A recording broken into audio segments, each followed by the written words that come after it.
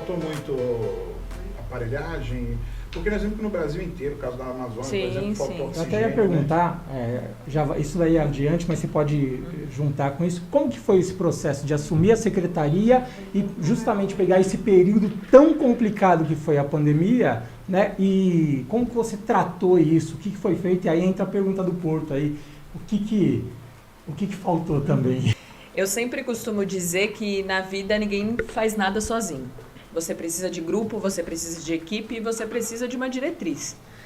Como profissional de saúde gestora, num primeiro momento foi muito difícil porque nós não tínhamos uma diretriz clara tanto do governo federal quanto da Secretaria de Estado. Porque foi novidade para todo mundo. Sim. Nós nunca tínhamos enfrentado ali de frente uma pandemia, o diagnóstico ainda era tudo muito confuso, não tinha medicamentos, não tinha uma diretriz clínica para você atuar. Então, no primeiro momento, a única coisa que nós atuávamos e que nós tínhamos uma direção era em relação aos sintomas. Então, todo mundo, um cenário de medo, todo mundo muito perdido, não sabia o que fazer.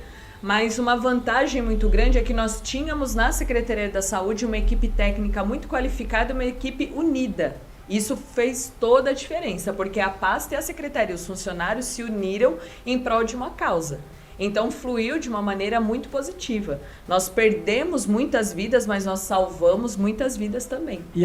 E foi um desafio muito grande, porque como que eu assumi a pasta? Do ponto de vista administrativo, estava tudo muito desorganizado e eu não tinha orçamento. E eu assumi a pasta neste cenário, sem orçamento, com 40% a menos de orçamento. Eu assumi, Poá tinha uma pasta, para vocês entenderem, 114 milhões, 118 milhões, para você atuar e fazer saúde pública. Eu assumi com 58 milhões, com uma folha de 50. Né? Sou uma pessoa de sorte, né? E daí veio a pandemia. Como é que você fecha equipamentos de saúde? Como é que você restringe a saúde durante uma pandemia? Isso eu não poderia fazer. Então eu estava diante de um desafio muito grande, sem orçamento e num período de pandemia, que todo investimento deveria ser na saúde. E eu tinha que abrir equipamento, que seria o hospital de campanha. Eu tive ajudas muito importantes e ali na pasta, a secretaria, realmente os funcionários se uniram. Eu sou funcionária pública, então eu sei o que é ser funcionária, eu sei o que é estar na ponta. Eu acho que isso também fez toda a diferença, porque os funcionários também se sentiram representados nesse sentido, porque é diferente quando você só está na gestão, você perde um pouco da visão de como é na ponta. Sim. Mas eu vim da ponta, eu sei o que é atender a população, eu sei o que é passar o perrengue do funcionário público ali na ponta, eu sei o que é estar na gestão, então eu sei o que está embaixo, eu sei o que está em cima. Então isso fez toda a diferença porque eu já vim com outro parâmetro.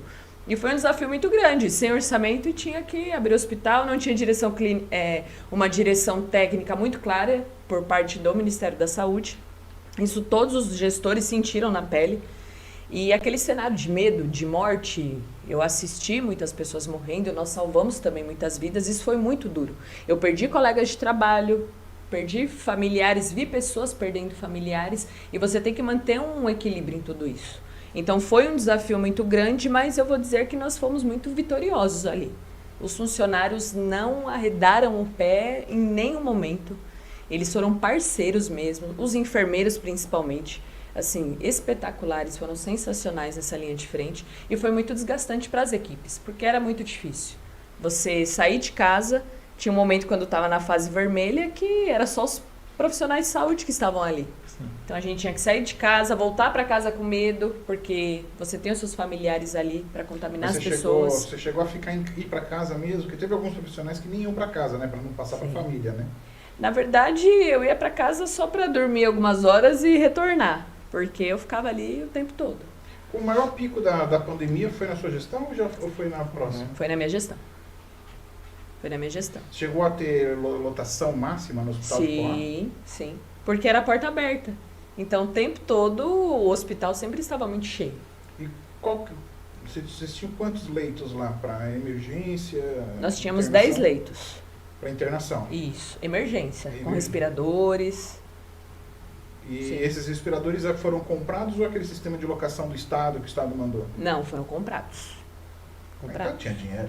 Foram comprados. Tinha dinheiro? Não. Tá sobrando dinheiro. Ah, claro.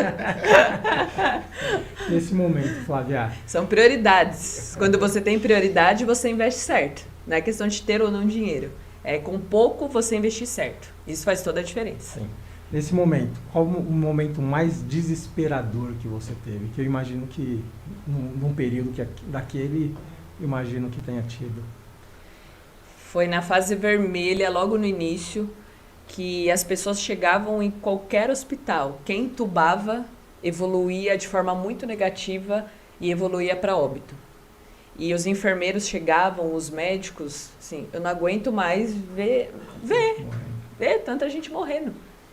E chegou um momento que toda a equipe se reuniu porque era muito pesado. Era um cenário de morte em todo o Brasil. Então, o tempo todo, as pessoas entubavam e evoluíam de forma muito negativa. E a gente sempre dizia que era uma roleta russa. As pessoas falavam, obesos, pessoas hipertensas, quem tem comorbidades. Mas eu assisti pessoas muito saudáveis que praticavam atividade física que evoluíram de forma muito negativa. Então, era uma roleta russa mesmo. Você nunca sabia como você ia evoluir. Eu nunca esqueço que no Dia das Mães, o meu diretor clínico, a esposa dele me ligou desesperada, o Dr. Walter. Ele já estava desaturando, estava com uma saturação de 80 e foi um desespero. A gente trouxe ele para o nosso hospital e nós entubamos ele ali. Foi aquele desespero, eu fiquei ali com ele o tempo todo. Eu, a esposa dele, que é enfermeira, é dentista também. E eu acho que esse foi um momento muito duro para nós. Você vê um colega de trabalho seu, um grande apoio seu ali quase morrendo na sua frente. E ele não morreu mesmo porque nós tínhamos uma equipe muito qualificada e Deus, claro.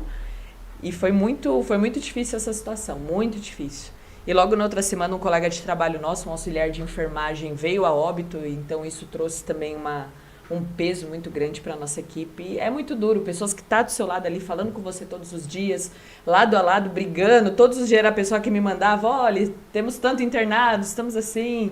A gente se comunicava o tempo todo e muito jovem, veio a óbito, o Dr. Walter a gente conseguiu salvar, tá comigo lá em Suzano.